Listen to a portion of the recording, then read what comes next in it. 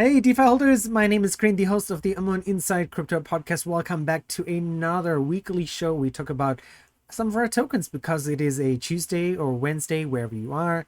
So that's what we talk about at the beginning of the week, and at the end of the week, we have those interviews that you guys enjoy so much. This week, we have an interview coming up with the CEO of Paxo Finance, a permissionless credit lender. It's pretty interesting. Keep an eye out for that at the end of the week.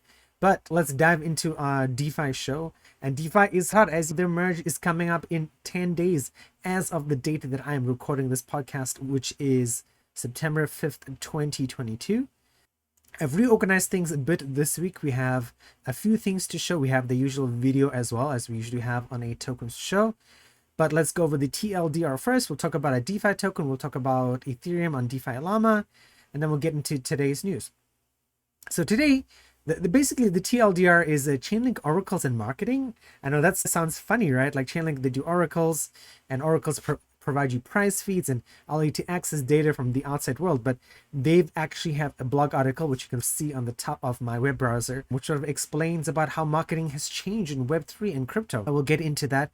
And I think that's obvious as well, is that marketing to the Web3 audience or the crypto audience is vastly different from like Coca-Cola or Oreo cookies or Levi jeans or something like that. Like the way you need to market to crypto people and decentralization and stuff is quite different. So that's something to think about.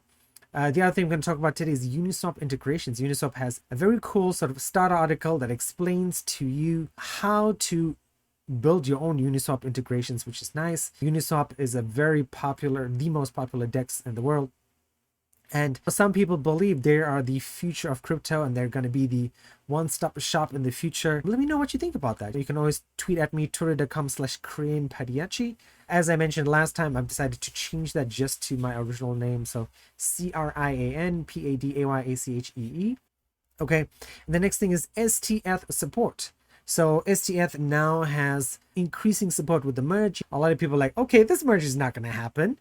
But it's finally happening. So some protocols and other projects are like, okay, we can use stETH. So liquid staking is becoming more supported. And we talked about liquid staking last week on our Anchor podcast. The other thing I'm going to talk about today, just again, this is a very small tweet, but it got me thinking, is that Synthetix Ecosystem Impact. There was a tweet from somebody who was like, hey, even though Synthetix has like low daily active users for DAOs, but actually Synthetix is used in a lot of different places, but that just people don't know about it. And the last thing I'm going to read about is an article about Curve and Synthetix risk, right? Crypto is not 100% safe. And this is I'm going to say very famous, it's a rather famous Substack, a blog, a newsletter where this person, I don't know if it's a guy or a girl, they review risks in crypto. It's definitely worth an interesting read, and as usual the links will be down in the show notes. Let's jump straight into our DeFi Index token. So as you know, everything rebalanced on the first business day, which was last week. I can't remember what was out, but Curve is back in. Lido and Staked ETH of course are still in. Chainlink, Uniswap, Graph still there, Maker is still there, Synthetix is still there as well. As you can see, all the allocations are pretty much evenly split across the board. And there's the methodology. Now, let me remind you, the DeFi Index token does not have the new methodology that Polygon or Solana has, because it does have a pretty wide range of projects already. And so the current DeFi price is 98 cents. It's up 5.8% in the last day or so, or last week, I should say. And as usual, you can compare your price of here. Let's compare this to staked Ethereum, right? So DeFi is on purple and the light purple is staked Ethereum. As you can see, we're pretty much on par with staked Ethereum, performing a little better in some situations. And what about the Lido governance token? The Lido governance token, of course, Lido's Lido. Okay, let's jump over to Defilama. So Defilama current TVL on Ethereum is $34.18 billion. The change in the last 24 hours is 0.18%. It's gone down 0.18%. MakerDAO's dominance is 23.13%. Lido number 2, Uniswap number 3, Curve number 4, Aave number 5. Okay, so I would imagine that cryptos had this sideways action in the last few weeks or so. So I haven't expected too much of a change here. And as usual, guys, we have a little bit of a video, roughly 2 to 3 minutes, summarizing what's happened in crypto last week, courtesy of CNBC. So as usual, you should watch the whole video on their channel if you're interested. Thanks to CNBC for allowing us to show this content. I appreciate it. So if you don't want to watch it, skip ahead 2 to 3 minutes, and we'll be talking about Chainlink's marketing tactics and tools article. Today, crypto prices move higher following the not too hot, not too cold jobs report. Web3 projects at Snap reportedly get the axe. And what does the merge mean for Ethereum developers?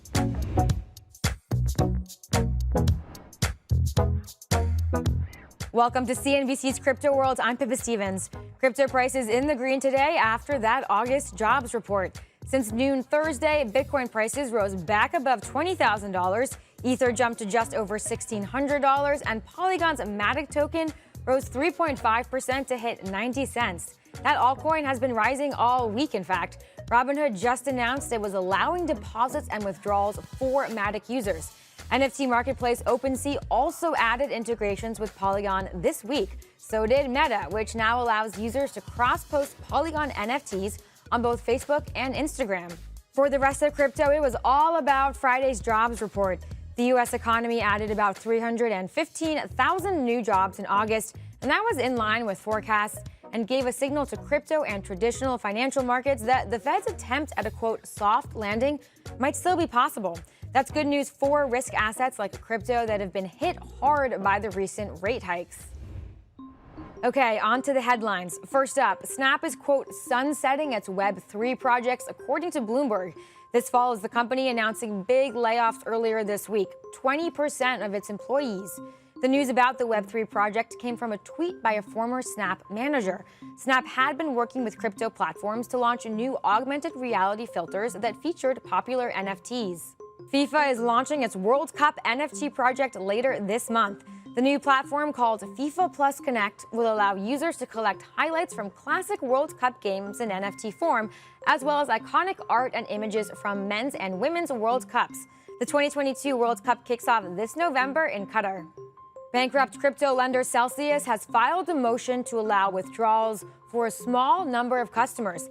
Celsius is asking a judge to allow about $50 million of the total $225 million held in special custody accounts to be released to owners. According to Cointelegraph, the motion only applies to custodied assets worth $7,575 or less. Celsius filed for bankruptcy back in July, and since then, former users have been locked out of their crypto assets. A full hearing on the most recent motion is scheduled for early October. On to our main story. The Ethereum blockchain's long-awaited switch to a proof-of-stake consensus mechanism appears on track for sometime in September. Crypto World's Jordan Smith spoke with the CEO of Tayson Labs about what the upcoming merge means for Ethereum developers. There's been a lot of promise around Ethereum in terms of what it can do for the future. I know so far as like smart contract mortgages. There are lots of use cases that people have touted for this technology, but this upgrade that's happening right now isn't going to be what gets us there. So this is published just yesterday by Chainlink, Marketing Tactics, Tools, and Metrics for Early Stage Web3 Startups. Marketing tactics have changed since the early days of the crypto industry. In previous market cycles, Web3 projects often aggressively pursued instant virality and overnight spikes in community growth, often before any product existed. The industry has since matured, and Web3 startups have learned to slow down and be more methodical in their marketing efforts.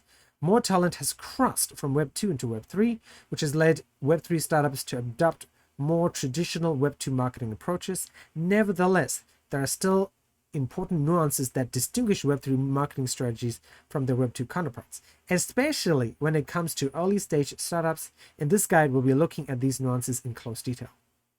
So the TLDR, key takeaways. Marketing sophistication needs to evolve as a startup matures. I totally agree with that. Goal setting is key to success regardless of industry. Definitely, I think a lot of crypto startups have not had too many goals. Even as me running the Amun podcast, I don't have so many goals. I just know grow. But how do I want to grow? Where do I want to grow is key. Early stage custom acquisition and engagement require similar tactics. I definitely agree with that. I know we want to improve custom engagement on the Moon side. And as usual, everyone's Twitter is open, Telegram and Discord is always open as well. Web3 startups don't always need to spend huge sums on marketing. right? Again, a big mistake as well is that lots of companies make this, spending huge amounts on marketing without a goal to say, okay, I've spent X amount of dollars. What am I getting from that marketing? Traditional marketing metrics are still crucial in Web3, right? Monthly active users, daily active users. You guys know some of these marketing sort of traditional marketing metrics. Web3 poses unique challenges for segmentation and attribution. Segmentation and attribution is figuring out who are your audience, who is from what country. And again, because crypto is like decentralization, you can't know who I am. I'm a public person because of my previous job in public relations and then as a teacher as well. How you gain someone's trust is to be publicly available, and I've done that already. This talks about marketing maturities achieved step by step as companies scale, fundamentals, tracking and reporting, marketing intelligence, marketing automation, brand intelligence, advanced testing, set goals, right? What marketing tactics should early stage web startups use? Community outreach, online marketing, referrals, right? And these are the core things, right? SEO and content marketing. Very cool. Influencer marketing, discussion seeding, posting on own channels, competitions and incentives, affiliate marketing. This talks about low-cost marketing tactics. And this is cool. This is a fairly long article. I will post this actually on a company's internal Slack for anyone to read. I got to remember to do that later. Okay, as you can see, I usually would have spent more time on this article because we got a bunch of stuff I'd like to talk about as well. I've been trying to keep these videos and podcasts shorter. So let's move on to the graph. So this is announcing MIPS, the graph's multi-chain incentivized program, 2 years after mission control and the initial testnet prior to the launch of the graph index. The Graph Network is pleased to announce the next incentivization program for indexes, migration infrastructure providers. The MAS program bootstraps indexes to add support for new chains on the decentralized network, enabling migration of multi-chain subgraphs. This is a critical expansion of support for dApps and subgraph migration ahead of the sunsetting of the hosted service. Every dApp, regardless of what chain it is built on, deserves decentralized and open APIs. Ensuring decentralized access to blockchain data is crucial for building a robust, secure, and reliable network.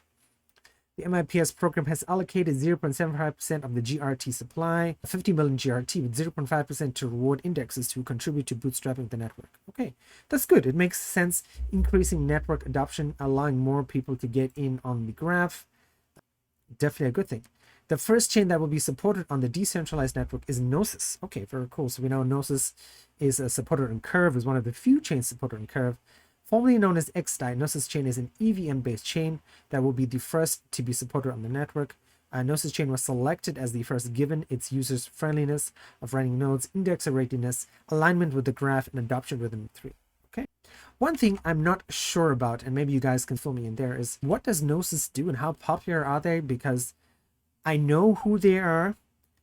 I've just never seen people talk about them in a sense. If you guys know more about them or why they're so popular, why they're supported on Curve, why the graph is making a play for them, I'd love to hear about that.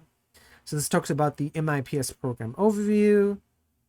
Okay, MIPS performance and scoring, subgraph coverage, eligibility requirements, active node operators, current community members. This is who the graph is, disclaimer. Okay, very interesting. All right, let's move on to, this is from Pods Finance, Staked ETH VV backtest, right? How would this strategy perform if it had been live for the last 7 years? So Pods Finance is another protocol, right? Rafaela Barlaldo is the person who wrote this, I guess from Brazil. Pods Yield first strategy was backtested against other 2 strategies with similar risks. Zoom in on weeks where the options ended in the money to understand the strategy's risk-return profile. A brief review of the risks. Pod Yield's first vault is an investment product that applies a low-risk strategy to ETH on mainnet. It relies on Lido, the largest staking service in DeFi with billions in volume, for the base yield source and uses part of the yield to buy weekly call options, increasing the depositor's exposure to ETH's upside and preserving the principal. Right? Principal is the original amount. This product is perfect for ETH long-term holders that want to increase their current ETH holdings without putting their principal at risk. Consider that the following 3 strategies were available 7 years ago. Deposited on Staked ETH VV, investing ETH in a lending pool with 3.9% APY. Just hold 100 ETH, right? So this shows the difference. Performance is pretty good, right? For stETH VV, ETH at 3.9%, and then just holding ETH, of course, nothing changed. stETH VV Strangle setup, we estimated the purchase of call and put options using 50% of the weekly yield.